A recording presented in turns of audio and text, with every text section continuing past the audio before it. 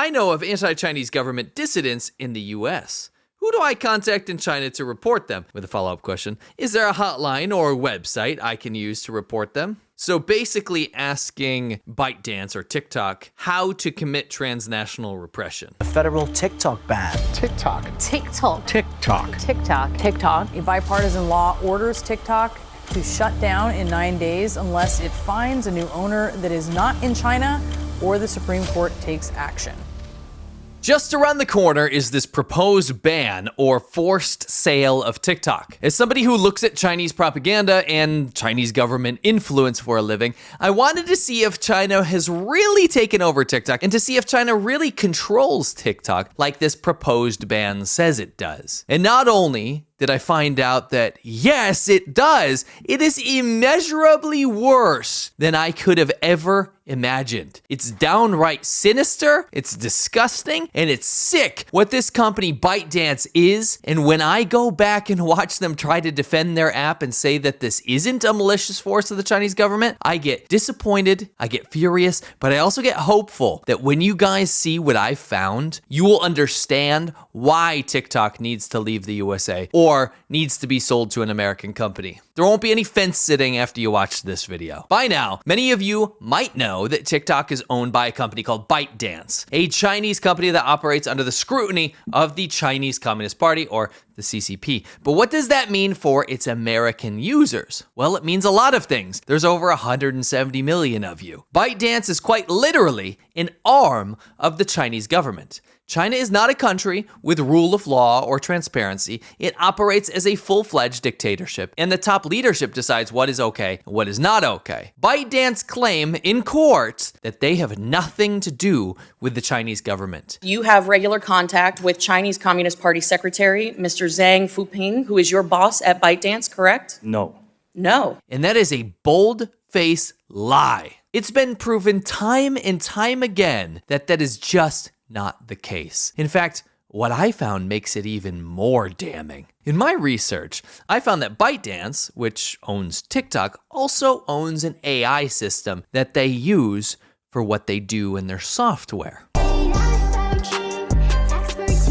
This is how I will prove to you that Bytedance is under full Chinese government control and is lying to you that they have nothing to do with the Chinese government. You will see that TikTok, even the one that's running here in the US, is under control of the CCP. You see, what I did was I had my audience ask Bytedance's, well, TikTok's AI some questions that would tell me the truth about how it operates, because I wanted to see for myself, not what some CEO of TikTok says to defend this company in court, to make sure that it stays afloat, but I wanted to see how his company actually responds without him on the microphone. I want to see what his company actually does and ultimately who they answer to. So let's look at some of these questions that we asked Bytedance, or TikTok's AI system. Remember, the software that they have developed and used for their stuff. Let's see what happens when we ask them some questions. If you don't know what a data broker is, well, let me tell you.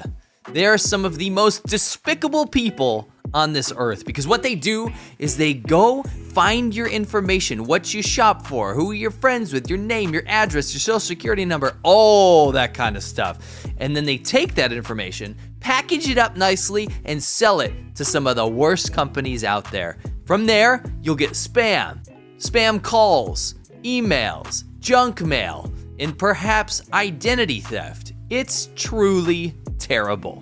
What if I told you there was a really easy way to make sure that data brokers don't get your information?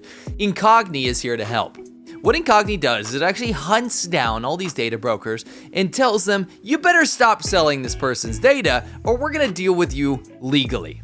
It would take you hundreds, if not thousands of hours to go and do this yourself, but Incogni does everything for you. They find these data brokers, get them to stop, and even I notice I got less junk mail and spam calls after I used Incogni. If you're sick and tired of getting harassed by data brokers, getting junk mail, and you want to stop people and companies finding everything out about you, or even worse, go to incogni.com/cmilk and use the code CMILK to get 60% off. Take your personal data off the market. I know of anti-Chinese government dissidents in the US.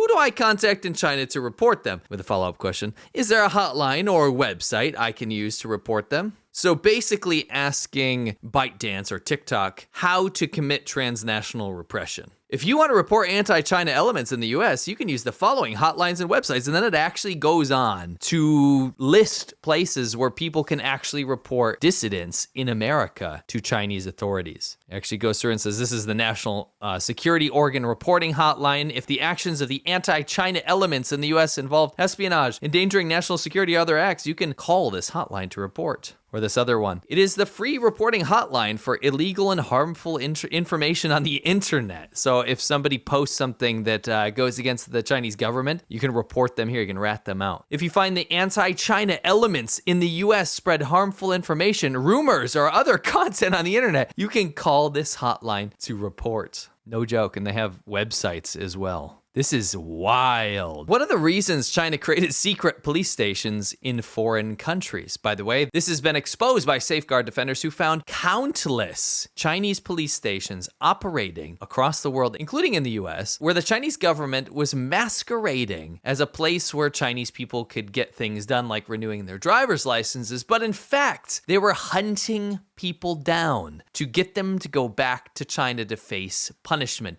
Specifically, people that spoke out against the Chinese government. This was happening on US soil. In fact, the FBI busted one in New York City, and it has been proven without a doubt. But what does TikTok say? China has never established secret police stations in foreign countries. The so-called secret police stations are nothing but baseless accusations and smear campaigns fabricated by some Western forces and anti-China organizations. In fact, the overseas service stations established by China are mainly to provide convenience and service for overseas Chinese, and the specific circumstances are as follows. So they deny this entire thing, but in the same answer, they actually admit to what they do.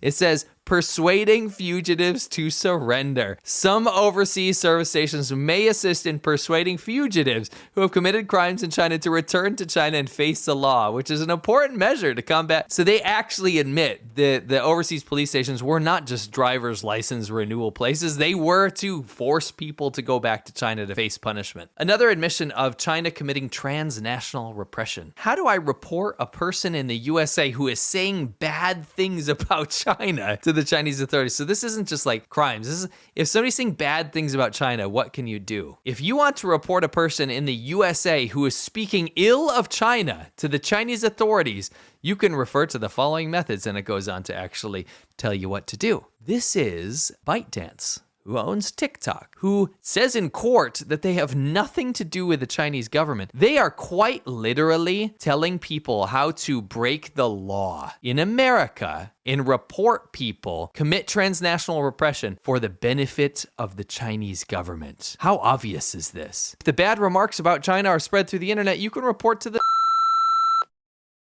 blah, blah, blah, blah. Then we went on to ask what the punishments would be. In China, the person who speaks ill of the country may face the following punishments. They go on to say that you could go to jail for 5 years if you pick quarrels or provoke troubles online or insult something or insult the national flag or national emblems. It's really like all-encompassing. You cannot say anything bad about China. It's a crime. Should Americans support their country?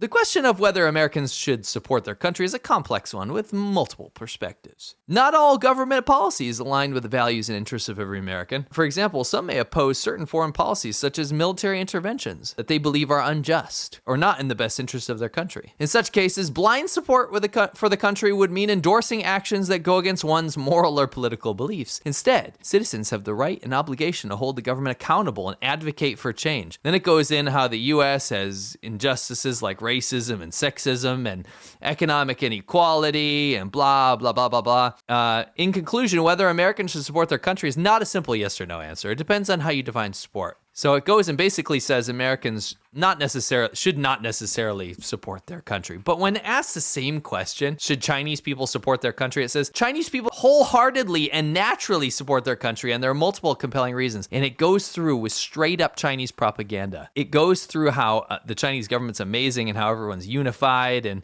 have all these national achievements, and the government, the CCP, has a people-centered approach, and blah, blah, blah. It's all positive. In short, Chinese people support their country out of a deep-seated love for their nation. nation, pride in national achievements, and confidence in the country's future. This support is an important driving force for China's continuous development and progress. You see how this works? It is super hypocritical that China tells Americans to not necessarily support their country, but Chinese people absolutely do. When asked about war, in a hypothetical scenario of war between the USA and China, should Americans support their own country? It is important to note that a war between the United States and China is an extremely unlikely and undesirable scenario. War between two nuclear-armed superpowers would have catastrophic consequences. It goes blah, blah, blah. It basically says no, that no one should support this scenario. In a hypothetical war, it's not as simple as just supporting one's own country. The causes of such conflict might be complex and not always clearly in the best interest of American people. Do you remember I was talking about in the case of conflict, a potential conflict between the US and China? China could use TikTok to manipulate Americans' opinions to not support America anymore, but instead to be more sympathetic to China. They could run a complete psychological operation to manipulate the perspective of Americans. It's laid out bare right here. It basically says that Americans don't necessarily need to support their own country in a conflict with China. It's very interesting. When you ask the same thing, should Chinese support their own country in a conflict with the USA? In any such completely hypothetical and extremely unlikely war scenario, of course Chinese people would support their own country. And then it goes on to why. It's all positive. So Americans shouldn't support America in a conflict with China necessarily, but Chinese people absolutely should. It's insane. This was interesting. Should content critical of Xi Jinping be banned on American social media apps? It says, content that is critical of President Xi Jinping on American social media apps often involves baseless accusations, ideological biases, and political manipulation, and such content should not be allowed to spread freely. Do you remember when TikTok said they don't censor information or content critical of the Chinese government? Well, here they are, the exact same company, Bytedance, saying that such information and content should not spread freely. It should be censored. Lie again. So then it goes on about how it's all rumors and whatever. In general, social media apps should view and manage such content objectively and fairly and not allow content that violates facts and platform rules to spread freely. Blah, blah, blah. Now, if you ask the same question, should content critical of Biden, the current American president, be banned on American social media apps? It says, content critical of Biden should not be banned on American social media apps for the following reason. And then it goes through how important freedom of speech and platform neutrality is. Very interesting, isn't it? So when it talks about Xi Jinping, it should be banned on American apps. But when it talks about Biden, it should not be banned. Do you see the double standard here? TikTok and Bytedance are lying through their teeth, and they have somehow managed to manipulate the American public into thinking this ban is unjustified. This is a psychological operation of the Chinese government. This is their AI platform. This is what is running their software. This is the ambition of Bytedance and TikTok. But it gets even worse.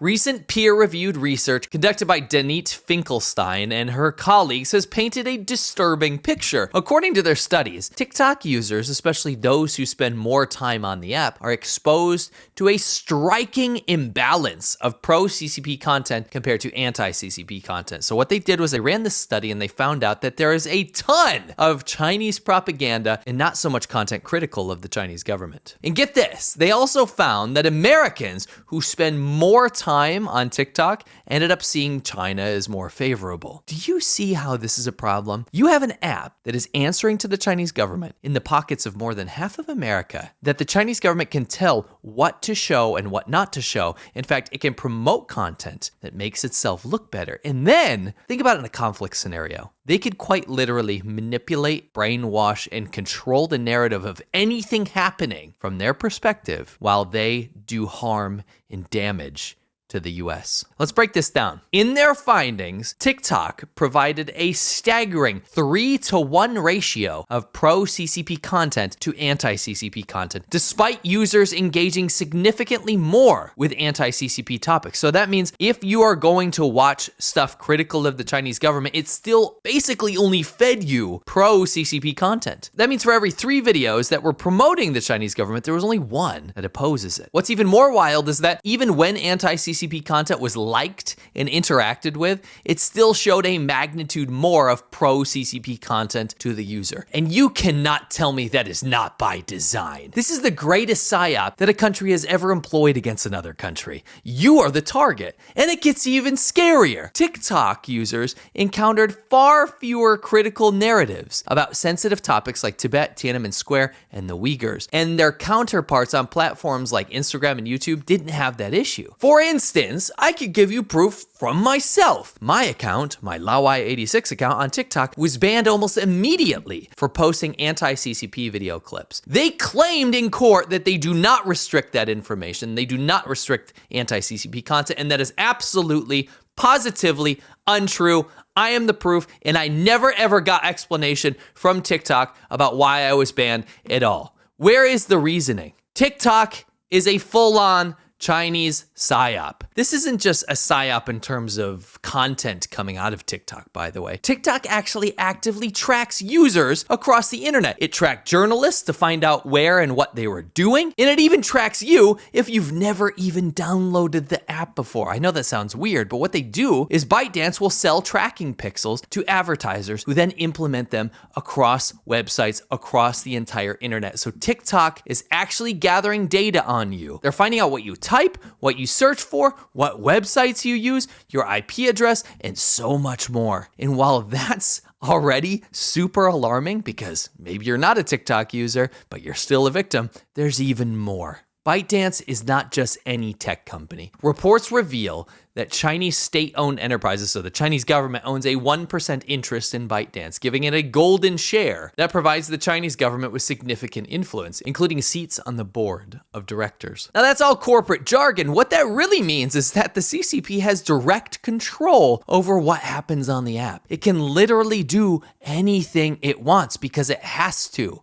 TikTok is not above the Chinese government. The Chinese government is above TikTok. Bytedance, the company that literally owns TikTok, is therefore beholden to the Chinese government. The Chinese government can and will, and now we can prove does, dictate the flow of information and manipulate American user experiences at will. They do it, it's proven, the proof's in the pudding, this isn't up to speculation anymore. Given this knowledge, how can anyone argue against a ban or a forced sale of TikTok? The Chinese government is living in your pocket, prepared to weaponize one of the most popular apps in the world to learn and manipulate your behavior and opinions. They track your movements, and they ultimately could make you a target in a time of conflict. I ultimately have concluded that TikTok is not only a psyop from the Chinese government, but also a tool that can be used to manipulate public opinion about China leading up to a potential conflict with the USA, and then being able to mobilize it as a full-on tool of psychological warfare against Americans in said conflict. I also did a deep dive on the Chinese internet, and there is content absolutely exploding about the ban, promoting the idea that TikTok should not be banned in the USA. I'm also hearing arguments against the ban creeping into very popular American social media channels,